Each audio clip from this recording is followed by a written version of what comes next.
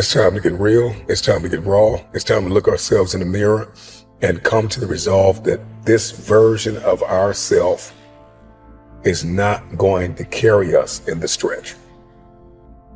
I've been this version of myself long enough that if I don't change, if I don't do something about this, then I'm going to find myself bankrupt.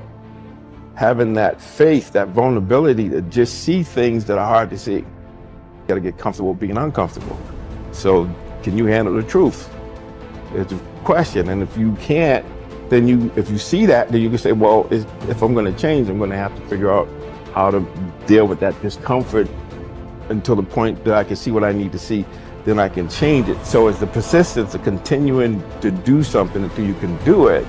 Can't is not an option. It's either I will or I won't. I can, I know I can, but I will or I won't, you know, and that's the thing. And in some cases, you may try your hardest and you just don't win, or you don't pass a test, or you don't succeed.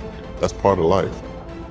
Understanding it's going to take hard work, discipline, and learning how to work with other people in order to get to the next level.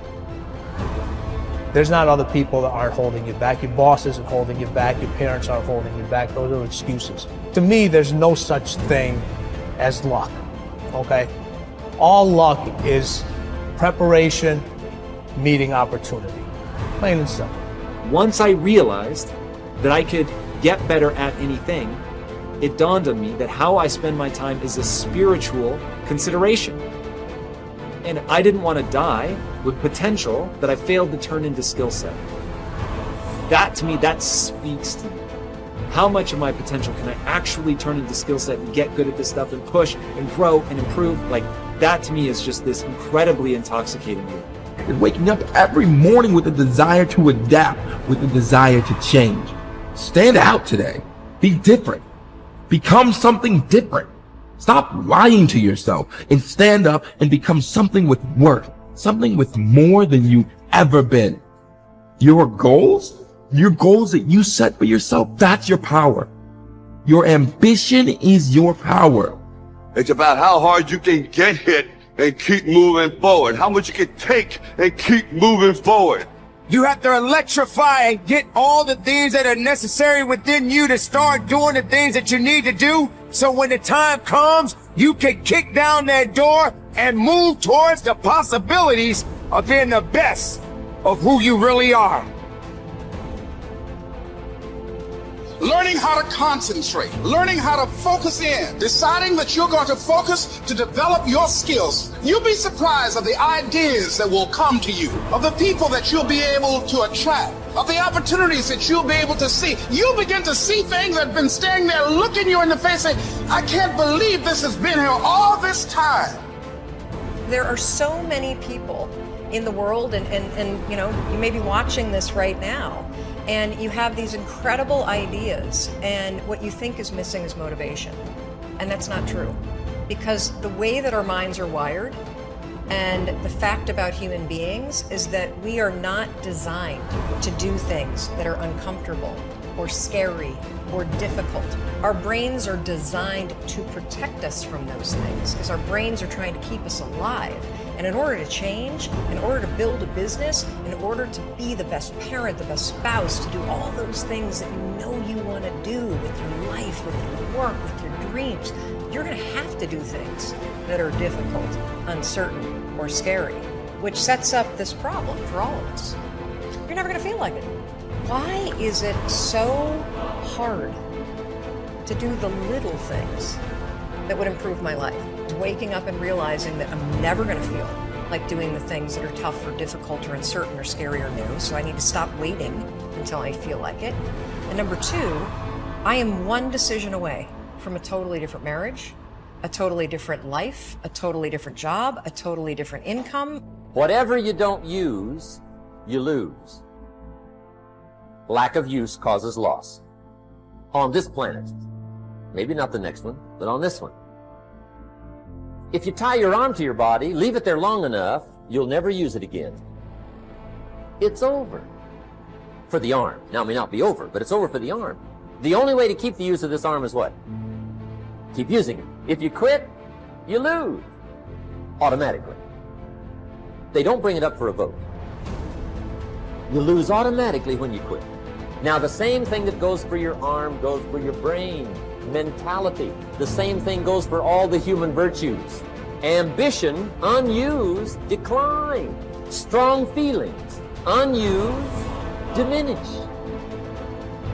It doesn't grow, it diminishes.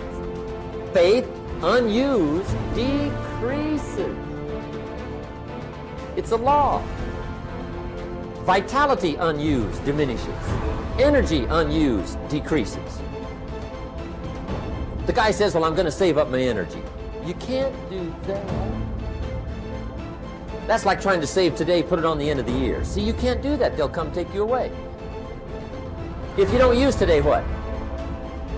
It's lost.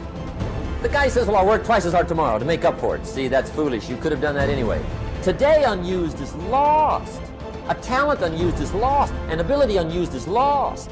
So here's one of the key expressions of the evening. Take a new inventory of yourself. Starting tomorrow, new project. Take a new inventory.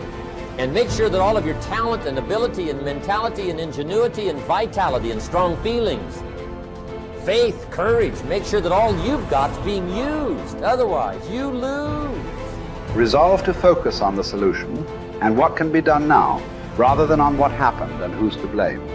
Think in terms of the action you can take to resolve the situation, rather than what went wrong and who is to blame. To remain optimistic, look for the good in every situation.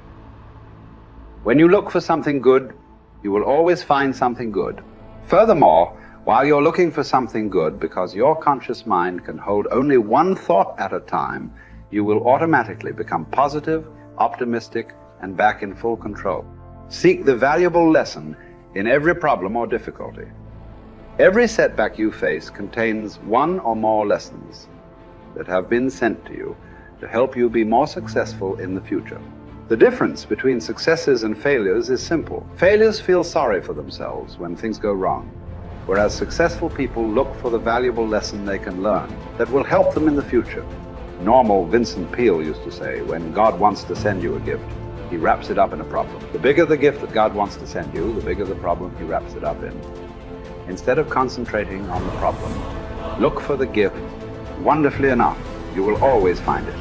What's more, sometimes the gift or valuable lesson can be of far greater value than the cost of the problem itself. Sometimes one lesson that you learn in dealing with a problem can be the key to your long-term success. As Napoleon Hill wrote, within every problem or obstacle lays the seed of an equal or greater opportunity or benefit. Your job is to find it. Continually think of yourself as a strong, powerful, resolute person in the face of adversity. In World War, a British general was described by his superiors. There he stands like an iron peg driven into the frozen ground, immovable. Let this be an accurate description of you whenever you face difficulties or problems of any kind. Resolve to stand like an iron peg driven into the frozen ground. When you resolve in advance that you will never give up, your success is virtually guaranteed. In the final analysis, nothing can really stop you but yourself. In life, it doesn't matter how many times you get knocked down. All that matters is how many times you get back up. If you continue to get back up and press onward, you must eventually reach your goal. Each time you exert yourself, discipline to persist in the face of adversity, you also increase your self-esteem and self-confidence. Then, as your self-esteem increases, you feel stronger, more powerful, and more unstoppable. When you feel better and stronger, you become more capable of persisting the next time, and then the time after that. By disciplining yourself to persist in the face of all adversity, you put your life onto an upward spiral of self-esteem, self-discipline, and persistence until you eventually become like a force of nature. I think the best way to prove your value is to work, is to learn, is to absorb, to be a sponge. You always want to outwork your potential. You know, as hard as you believe you can work harder than that. And that's what I tried to do when I first came in the league. But, you know, basketball is such a direct competition sport that me coming in at 17, I hated when, like, my teammates would say, you know, I get hit with an elbow, right? Shaq would hit me with an elbow in practice. I always had that extra chip on my shoulder. So, like, every day in practice for me was really trying to annihilate everybody that I was playing against. I wanted to prove you don't need to babysit me. And so it's always that competitive nature, the work ethic. You curiosity. My philosophy was a very simple one. Rudy was one of my favorite films growing up. After watching that film, I come to understand if I could work that hard, what would my career be? And I made a promise to myself from that day that I was going to work that hard every single day so that when I do retire, I have no regrets. And that was the most important thing for me, is to leave no stone unturned, get better every single day. And if I lived that way, then over time, I'd have something that was beautiful. And that was my philosophy. It seems like a pretty simple one, but if you live your life to just get better every single day, you do that for 20 years, what do you have?